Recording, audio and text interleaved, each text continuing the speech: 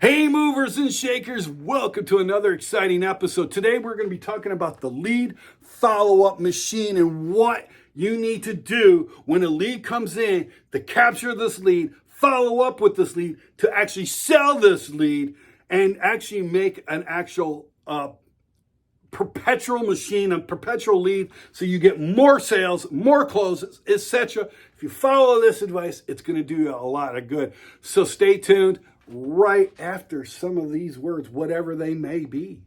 Let's get into it.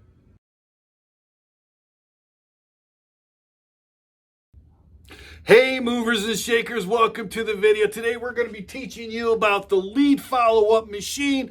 This is something that many of you are having a hard time understanding and qualifying and utilizing. Quite honestly, a lot of you are going after leads that are not really leads. Okay, so let's get into it. Let's find out what a lead is, what you should be doing with them, how you should be handling them, etc. Let's get into the first step. First step is to pre-qualify your leads 100% of the time.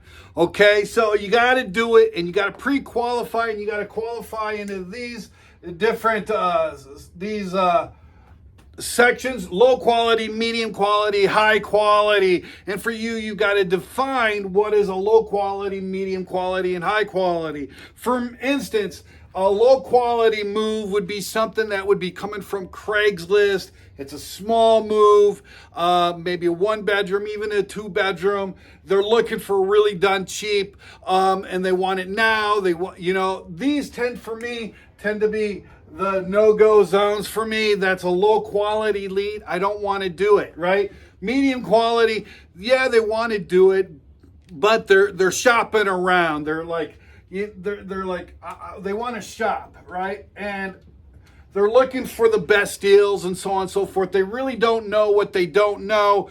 So you got to really spend the time to actually educate them and tell them why you're the best and why shopping around might not be the best strategy. These ones can be very good, be very profitable, but it takes a lot of time intensive. So it's time intensive. So I try to stay away from the medium qualities as much as possible, unless it's going to be really profitable for me. But that, again, that's up to you guys. Now, I try to go for the high quality leads. These guys have got the money. They're doing. It's a big money job, profit money job for me.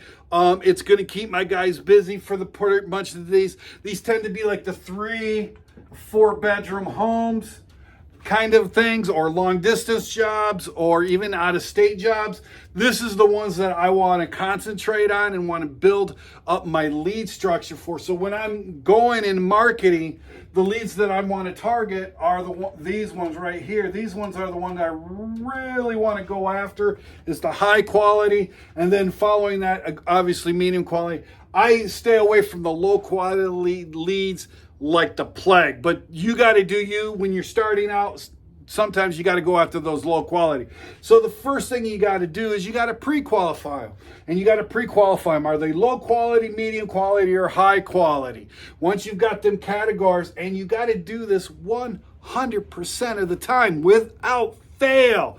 Now here's the situation. Many of you guys don't have someone who's dedicated to pre-qualify the leads when they call in or email, etc. And that is a bad thing for you, because you're leaving a lot of money on the table. You're losing a lot of jobs. You're losing the ability to book moves by not having somebody call. Now, if you talk to my friends at OnQ, they have a call center set up so that when your leads come in, your OnQ will actually talk to them in person and actually sell them your services. So just go to 7figuremovingacademy.co/OnQ. and you can actually sign up with them right away. And they've got a great CRM as well. So I really recommend those guys. They'll do a great job for you. But this is what you got to do.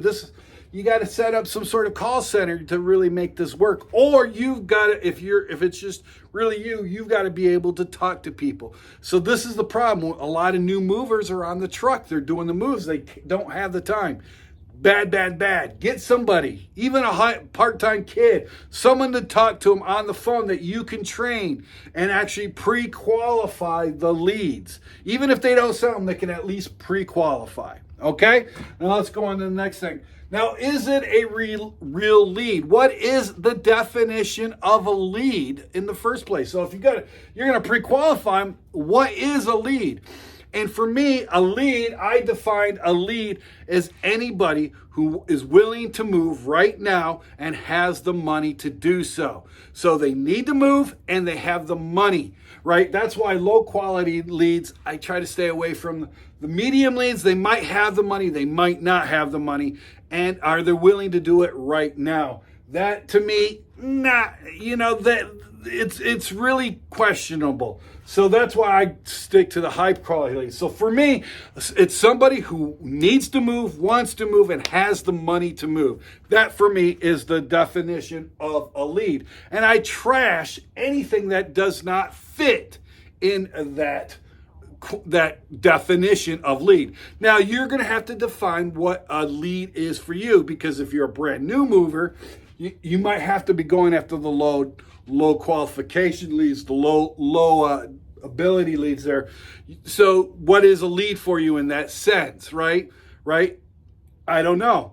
I'm not trying to make it up for you, but you've got to define for you and your company what's best for your company, what's going to make you the most money, what a lead is. So defining what that is and then trashing all the other leads that don't pre-qualify. Right now, once you got a lead and you got to follow up, let's say they emailed you, they called you, they left a voicemail. How do you follow up? There's a great little thing. It's a 3x2x1, right? You've got 3 days to capture this lead. You got 3 days to sell this lead, because if you don't do it in 3 days, the lead is dead. It's cold. It's dead in the ground 6 feet under, right? Because your competition has already got a hold of them for the most part. So you got 3 days. So on the first day, you want to 3 times call, voicemail, text, and email all your customers. Now, if they call during the like 2 o'clock or 3 o'clock in the afternoon, obviously you don't want to do a 3 times 2. Use your head on this thing. But typically, if they call you first thing in the morning or you get an email and it's the first thing, you want to do a 3x2. So on the first day, 3, 3, 3, 3. Second day, 2, 2, 2, 2. Last day, 1, 1, 1, 1, right? And that is how you follow up with it. Hopefully, if you got a CRM, this can be automated. Like you can automate the text, you can automate the voicemails, you can even automate the emails, the calls you're going to have to do. You really should do calling. That's why I put calling first here, is because calling is the most important. Getting somebody on the phone, talking to them, being able to listen to their nuances and their idiosyncrasies on a thing will really help you to close them a lot easier than voicemail, text, or email. However, these are vital to keep your customer engaged with you and to get them on the phone with you if you're having a hard time calling them, right? So now you got to triage your leads. Once you've got the leads and you've got a lead and you're doing this follow-up, let's go after what is it. You've got your hot leads, your warm leads, and your cold leads. Don't get rid of the cold leads or save them to the end of the day. Warm leads, you want to do them there in the middle of the day. And then your hot leads, the first thing you want to do is talk to when you're doing your 3x2x1 system, you want to talk to the hot leads first. Whatever the definition that you've come up for the lead, handle the hot leads first, right? So your salespeople, your marketing people, they call the hot leads first, then the warm leads, and then lastly, at the end of the day, they can go after the cold leads, right? So you got to triage them. So make sure that you set that up, right? This is how this machine going. You want to lead follow-up, because sales are by the follow-up, right? If you want to make the most amount of sales, you got to follow up. That's just the way. Yes, you're going to get those guys who call you. You're going to be all right on the phone. You're going to be able to sell them right away. Great, awesome. But the guys you can't get a hold of right away, or they emailed you, or they text messaged you, or they filled out one of your forms, you've got to get onto that follow-up like right now. And this is the machine formula that will do it for you. This is your checklist. This is your procedures, your systemization of this. Okay, so good. So now what you got to do is triage it. So when you triage it, there's no such word as triage. You got to triage it. All right, so hot first, warm second, cold. Now that should be common sense, but you'd be surprised how many people go after the cold leads first. Or they don't even triage it. They don't even rank it like, okay, good, here's the thing. They don't even rank it. So they're randomly calling hot, cold, warm, and it's just a big mess, right? Now, what happens now is that, let's say you've sold the job, right? By this time, you've either sold the job or you've gotten rid of it, right? You've either gotten rid of the lead because it's no longer good for it. However, you do not want to lose the resource. You've got this resource. You've paid a lot of money in some specs to get this lead, right? Whether it's PPC, SEO, your phone calling, CRM, whatever it is, you've paid a lot of money to acquire this lead. And whether you sold the lead and done the job, great, or if you not, that lead is still valuable today, because what's going to happen is later on down, these guys are going to actually move again. If it's a homeowner, you're looking at 5 to 7 years down the road. If it's an apartment, you're looking at once a year, 6 months, once a year, maybe even monthly. I can't tell you how many times I moved somebody into an apartment, they didn't like it, they move out, they go to another apartment, and they've done this little apartment hopping thing. And some people, and with the economy the way it is, they're going to go for the best deals when it comes to apartments, right? And a lot of new homeowners aren't going to be able to afford homes, so they're going to go into apartments. So keeping track of these and using the email system, an autoresponder, sending a monthly email is super vital and beneficial for you. There's actually only one service that actually provides an email service that I know of on a monthly internment or in a monthly schedule, and that's Moversville. So if you want to talk to Timothy Callahan in Moversville, he's the only one that does it, and he specializes in moving business. If there's another company out there, I don't know about them. I've never personally used Timothy's service, but I've heard great things, and I do know the value of a monthly email. So you want to email the guys that you didn't sell, the leads that fell off, and you want to email the people that you have sold. They should get a similar email, but slightly different. Like the non-sold should get one to say, hey, here's what we're doing. So it should be more benefits. It should be more helpful tips.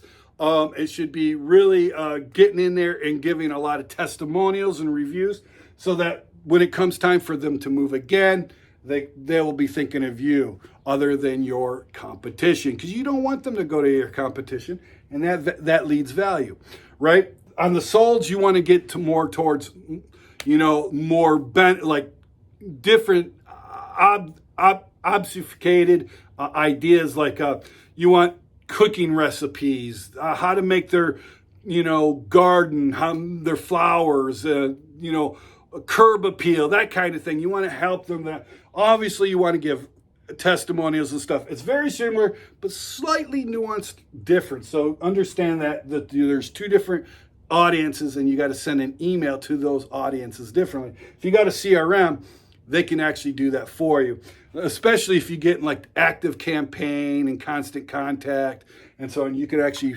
put those in different buckets and send out these emails. Now, you've got to constantly be adding leads. So I have found that, and this might not be true for you. Maybe you've got a better ratio. Maybe you got a worse ratio.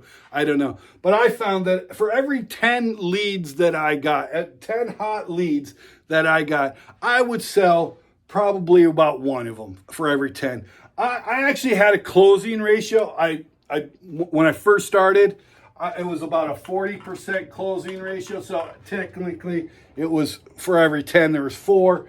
But I actually moved that up to between 60 to 80% when I started using, going after the hot leads, the high quality leads, and started concentrating on that. And then I started doing that. I was able to like perfect my sales pitch and so on and so forth. And we could go over how to get sales and increase your sales ratio, the closing ratio, as far as movers go. And this applies to anything.